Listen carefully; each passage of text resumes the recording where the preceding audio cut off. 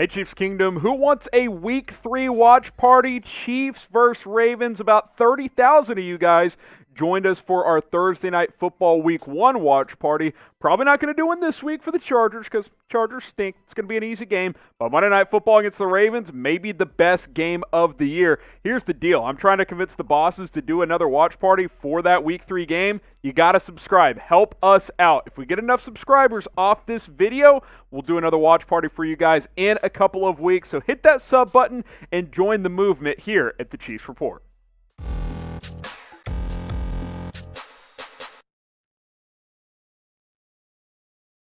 Today's show is the latest Chiefs rumors and news following the Week 1 win against the Houston Texans. As always, I am your host, Harrison Graham. Lots of stuff to get into. We got a bit of an injury update from Charvarius Ward. We'll get to that in a couple of minutes. But first, how about Clyde Edwards-Helaire? He is the only running back in Week 1, before the Monday Night Football games tonight, to rush for over 100 yards. And he ran for 138, so he has been the best running back in the league through one game. I thought he was incredibly impressive, had some nice cuts, broke some tackles. He was really, really good and blew my expectations out of the water against the Houston Texans. I knew he'd be good. I didn't know he'd lead the league in rushing probably after Week 1. Again, a couple of players playing tonight, but overall, he has by far been the most impressive running back in the NFL. 25 carries, 138 yards, and a touchdown in that Week 1 win on Thursday night over the Houston Texans. He was fantastic. I can't wait to see what he does moving forward for the Kansas City Chiefs. And like I mentioned, no one else even hit the century mark. He had 138 yards. Zeke Elliott on Sunday Night Football is second with 96. Couple of guys with 93 there with McCaffrey, Adrian Peterson, and Josh Jacobs. But Clyde Edwards-Helaire pacing the NFL at the running back position, which bears this question, and I think it's a fair one to ask. Will Clyde Edwards-Helaire win Rookie of the Year? Type Y for yes, type N for no. I think he's going to be in the mix until the end, especially since he is playing for this Chiefs offense. So go ahead and cast your votes.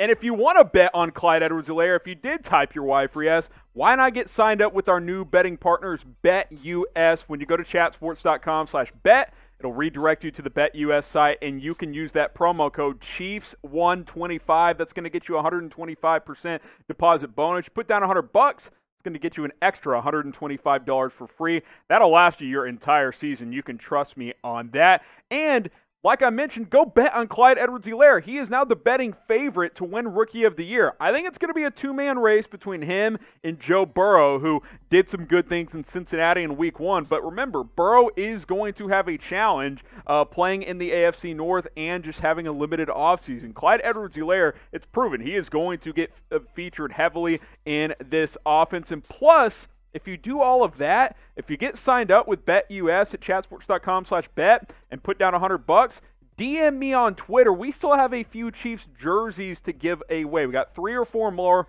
left to give away as we're filming this video. So deposit $100 at BetUS. DM me on Twitter at HGramNFL. We'll get you hooked up with a brand new Chiefs jersey. Any current player will set you up right now. Next story here, Charvarius Ward. We got a bit of an injury update, not a ton of information here, but Andy Reid did talk about it today. He did have surgery on his fractured hand. We knew that was coming, and Reid basically said, we just got to see how it feels in terms of, could he play this week? How soon will he play? It's possible that he could play through it. We've seen defensive backs do this before where they just have a cast on their wrist. Yeah, they're probably not going to pick any passes off, but it's not like it's going to severely impact his ability to run. The challenge is going to be A, trying to knock the football down because that's going to be painful, and B, can he tackle? That's the big issue too. We've seen players do it. It might just be a pain tolerance thing for Charvarius Ward. And this is important because Bashaud Breeland's out the next 3 weeks while he is serving that 4-game suspension. Chiefs didn't need him in Week 1. I thought L'Jarius Sneed played fantastic in his debut. 3 tackles, a couple of pass breakups, and an interception. You cannot ask for more out of the 4th-round rookie out of Louisiana Tech. But if Ward is limited or, dare I say, out for a week or two, you're pretty thin at corner. I just showed you the depth chart. So let me ask you this. Should the Chiefs sign a cornerback? Type 1 for yes, type 2 for no. I mean, if Ward's not playing, you're going to roll with L'Jarius Sneed and Antonio Hamilton again? Hamilton didn't play that great. We'll make this the pinned comment, type 1 for yes or type 2 for no. So how about Prince Amukamara? We've mentioned this before. Bleacher Report threw this idea out there again. I think they watched our show here on the Chiefs Report, and I think it made sense a few weeks back. I think it makes sense now because the Chiefs are thin at corner. Prince is still available, which I am fairly surprised about. Now, he's not a number 1 corner. He's not a lockdown number 2 or anything like that, but he is a serviceable starting level veteran that has been around the block for quite some time. And if L'Jarius Sneed can go out there and play at a pretty good level, I think Prince Amukamara can at least hold his own. Even if it's a short-term type of situation, then he falls back to being a backup in a couple of weeks. I think they should consider this. I think the Chiefs have to figure out how serious the injury is. Like I mentioned, he's not what he was, 3, 4, 5 years ago, but he still had 10 pass breakups last year for the Chicago Bears. The Raiders surprisingly released him before roster cutdown day, and then they proceed to get torched by Teddy Bridgewater and the Panthers. So I don't know if that was the best decision from Las Vegas, but he's out there. He's available. At least work him out, right? See what he's got? I think this is definitely something I would consider if I am the Kansas City Chiefs. So let me know, should the Chiefs sign Prince Amukamara? Type S for sign, type D for don't. If you're typing your D for don't, I guess you're confident Charvarius Ward is playing no matter what. Where the hell is Willie Gay Jr.? Where's Waldo, right? Where's Willie? Second-round pick for the Chiefs, 0 defensive snaps in week 1. 0. Didn't play any. 16 special team snaps. That is all we saw from the Chiefs rookie out of Mississippi State. Now, we talked about this a lot where he didn't actually play a ton in college because he had some off-the-field issues.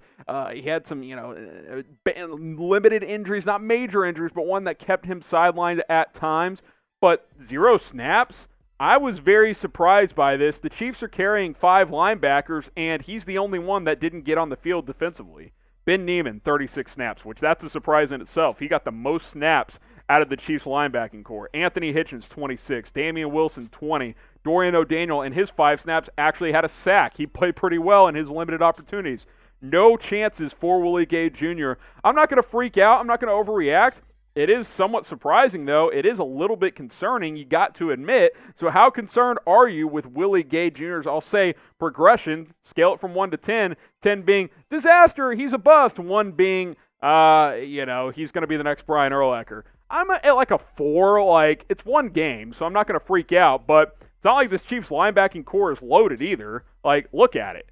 Anthony Hitchens, Damian Wilson, Ben Neiman, I'm a little concerned. Not overly concerned. It's week 1. Rookies didn't get a lot of reps this offseason, but you drafted Willie Gay Jr. to, hopefully be your best linebacker at some point. Maybe that's not this year, but by next year, year after that, you're hoping he is a core player on this defense. It takes time. Transition to the NFL is not easy, but I got to say, I was fairly surprised that he played in 0 snaps during week 1.